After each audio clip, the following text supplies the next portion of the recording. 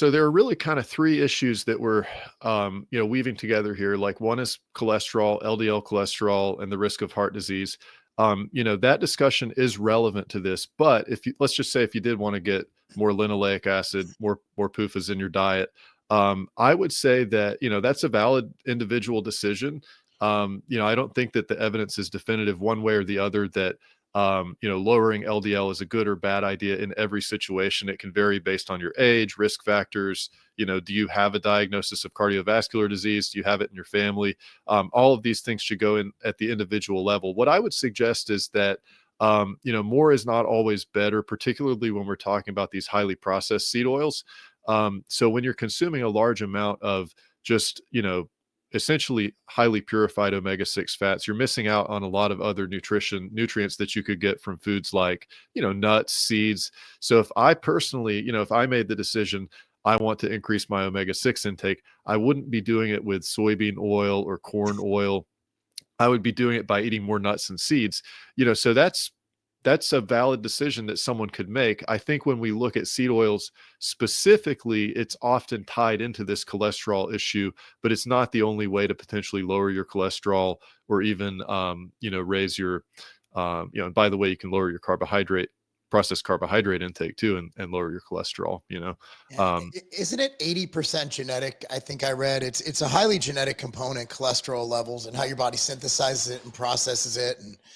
They've also found new studies showing that LDL isn't the evil monster that we sure. thought it was. So yeah, I can see that. And you make a valid point. Again, it comes back to, are you really going to drink?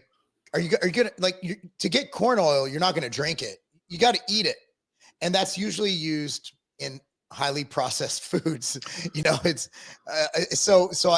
what I'm hearing is you avoid a lot of these issues by simply avoiding crap foods. Sure. Yeah, and that's part of it. That's maybe one area that kind of both sides of the issue, if you will, agree on. On the other hand, I would say a lot of people that defend seed oils kind of say, well, it's not the seed oils in the ultra processed food, it's everything else.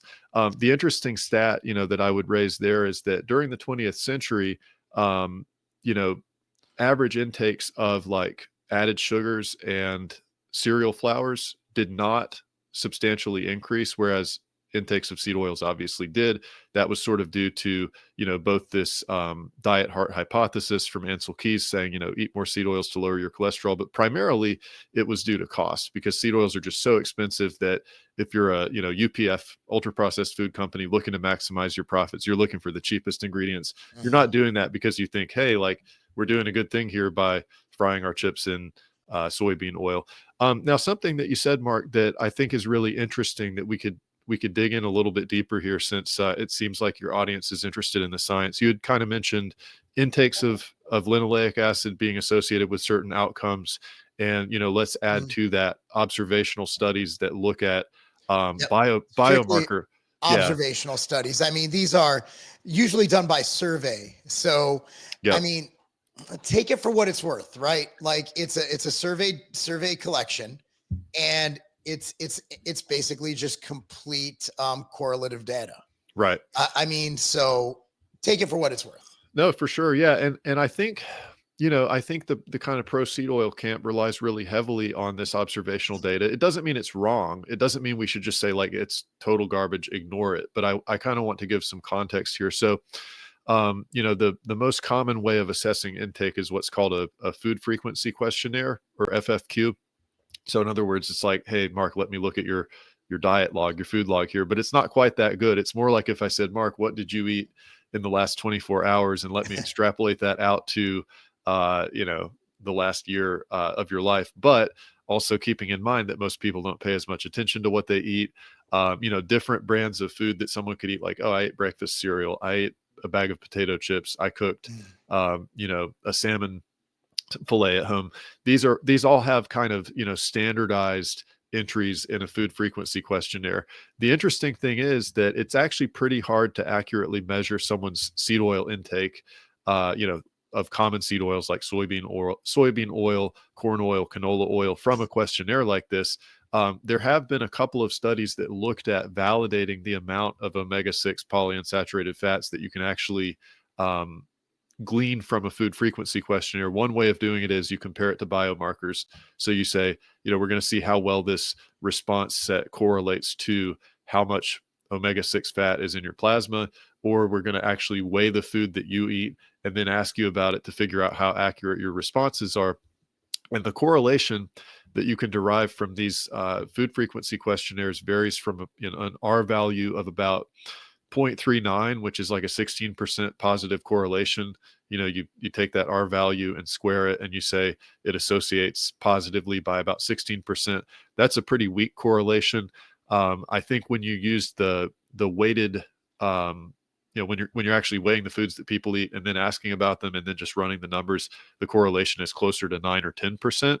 So I would suggest, not that we totally set that aside and discard it, but essentially we're only measuring kind of a weak relationship between what people say they're eating in terms of seed oils and what they're actually eating. So when we say, well, it's associated with better health outcomes, it's associated with lower risk of cardiovascular disease. When people say they, according to this survey, are eating more seed oils, that could easily be associated with other behaviors like just cooking at home more, Yeah. or any number of other factors that could be confounding those results. Now, on the biomarker levels, in other words, if we just did a blood draw and look at how much omega-6 or omega-3 fat, omega-6 in this case, because that's associated with seed oil intake, do you have in your plasma or even in your adipose tissue? The issue there is that there's really no causal direction to that. In other words, someone with type 2 diabetes, prediabetes, or heart disease is actually going to metabolize omega-6 fats differently. Part of this is Yes. genetic, and part of it is reverse causality. Like, in other words, if your body has more oxidative stress, the linoleic acid will actually have a higher disappearance rate. It'll convert to other like pro-inflammatory compounds at a higher rate. So, one way of describing this is if you have two twins that are eating the same amount of omega-6 fats, same exact diet, but one of them has, unhealthy lifestyle behaviors like smoking, sedentarism, doesn't exercise at all, excessive alcohol consumption, or certain health risk factors like type 2 diabetes. That twin that has the less healthy lifestyle or less healthy factors in their health history is actually going to have lower plasma omega-6 levels. So when you do a large scale observational study looking at biomarker omega-6 levels, it makes it look like, hey, look, the people with the highest omega-6 levels are actually the healthiest. We should probably eat more omega-6. But what we're really measuring is, to a large extent, we're looking at the least healthy people, even though they could be eating the same amount of seed oils, are going to have lower omega-6 levels. And that's one of my big criticisms of how this issue is commonly covered. So going back to seed oils, we know what they are. We've gone over that. Why do you think they're so controversial now? It just seems like you can't go anywhere. Oh, seed oil, seed oil.